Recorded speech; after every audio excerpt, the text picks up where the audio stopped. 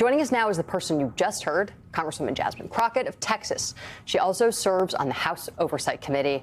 She's a busy lady. I want to hear about the stories that you heard when you were on the ground in Los Angeles for this hearing that we just teased, about the stories that immigrants, I imagine some who are not U.S. citizens and some who actually might be U.S. citizens, and what they had to tell you guys. Yeah, so first of all, we heard the story of a U.S. citizen who was on her way to work.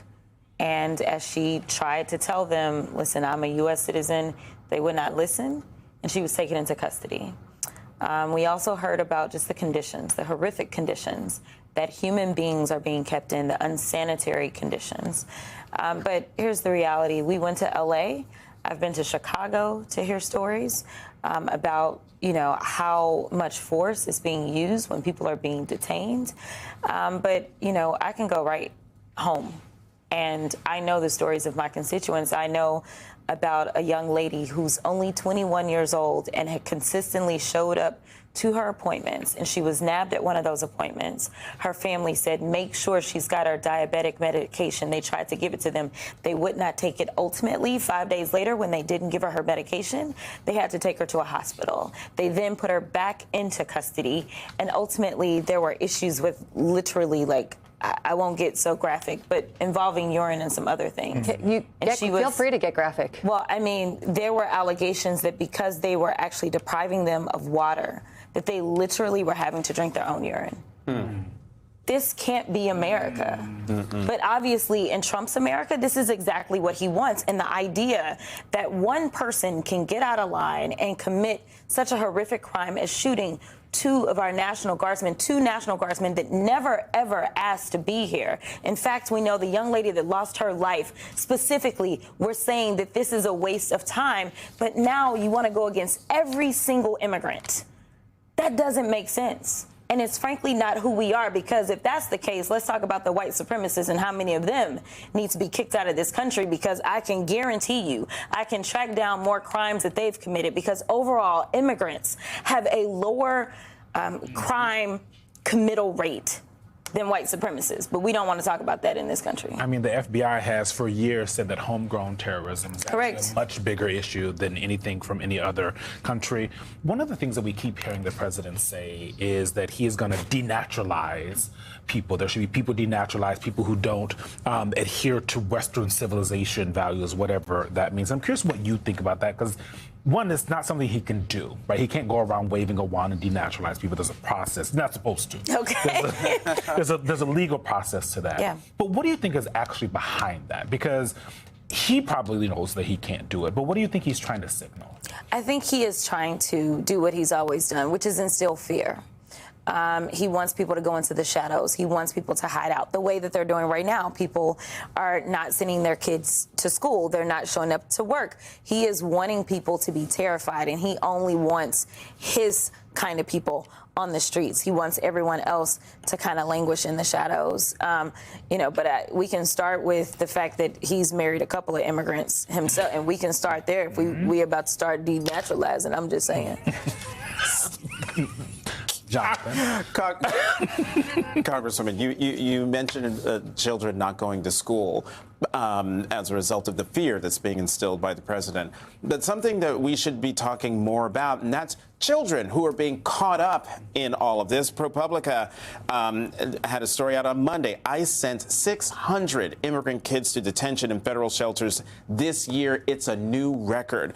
In a majority of the cases we examined, kids ended up in shelters in ways government officials say they never would have in the past, after routine immigration court hearings or appointments, or because they were at a home or a business when immigration authorities showed up to arrest someone else. Once children are in shelters, the government is making it harder and harder for relatives or other adults who act as sponsors to get them back. The average length of stay has grown to nearly 6 months, up from 1 month during the presidency of Joe Biden, public data shows. Yeah.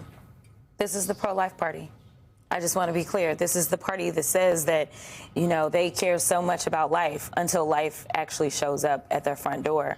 And this is also the party that supposedly is about Christianity. And I just imagine what they would have done to a little baby Jesus. But that's a whole other issue. It is really so heartbreaking.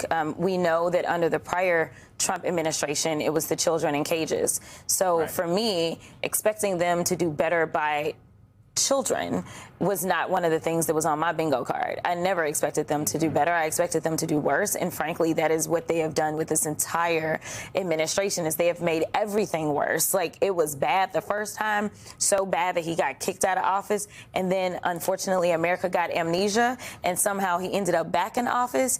And now he is literally terrorizing everyone, from children that are born in this country to children that aren't born in this country to adults. It is really sickening. And if we are really going to get back to where we are truly great in this country, it is going to take really looking at your neighbors and seeing their humanity. He was able to dehumanize people during the election, whether it was trans folk or whether it was the immigrant. He dehumanized. And if you study anything about the Nazis, that is where it all starts, is the dehumanization. And none of us should be sitting by, even if we're not trans, even if we're not an immigrant. You have to understand that the dehumanization will come in for black folk. It will come in for women. It will come in for everyone. And that is why we unfortunately got here. But if we recognize where we went wrong, hopefully we can get back on track and recognize that our strength lies in our unity, because there's so many more of us than there are of them, this hateful, venomous regime that we're living under right now. Congresswoman, you sound like somebody who might be thinking of higher office with what you said today. These are facts. These are facts. I need a segue. No, what I just said. I need a segue. Okay. You reportedly told CBS News Texas that you would make a decision about whether or not you were going to run for Senate by Thanksgiving. Thanksgiving's over. Thanksgiving's over. We have you in the primary poll from University of Houston and Texas Southern University. 31%, you're not even in.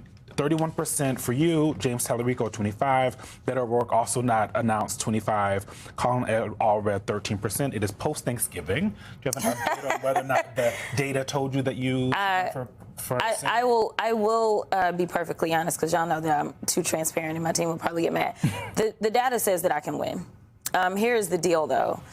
Data is only one part of the equation. You have to be able to execute. And the state is 30 million people. It's a $100 million race, as well as, we need to be able to take advantage of the fact that the Republicans are fighting right now, and they may have to go to a runoff. And we also need to make sure we have what I consider to be a strong slate, people that can also raise money, people that also have kind of different groups of people that are attracted to them. And so it's more so logistical than anything at this point in time. But for sure, we did not stop our evaluation, because the evaluation made it clear that the coalition that won on November 4th, black and brown folk, when you look at the numbers in New Jersey, when you look at the numbers in Virginia, it was making sure that black and brown, number one, showed up and voted the right way. I am the leading candidate when it comes to those two specific constituencies. And so it does make it to where I am very formidable, regardless of kind of what people may want to put out into the atmosphere. The numbers are the numbers. So we will see if execution is something that looks like a reality in a state of 30 million in basically a year trying to get this done. So you still haven't made a decision? Because to me, that sounds like someone who is like this close to saying yes. I am closer to yes than I am no. I will tell you that. Take that. But regardless of what people think, strategy matters. And execution matters. And there are a lot of people that don't believe in Texas. And so for me, if I am going to tell people that they need to believe in Texas, I need to not only have numbers on a piece of paper, I need to be able to tell them this is exactly how we're going to get there. And part of that equation, for me, again, comes down to what type of ticket, instead of relying on one person to kind of carry the load, what type of ticket. So I've actually been talking to other candidates, potential candidates as well. trying to recruit them. I mean, up and down the ballot in Texas. Up and down, to make sure that it's not just the top of the ticket that everybody's looking at, but instead it's not like I can get around Texas by myself. It's having other people that can also come.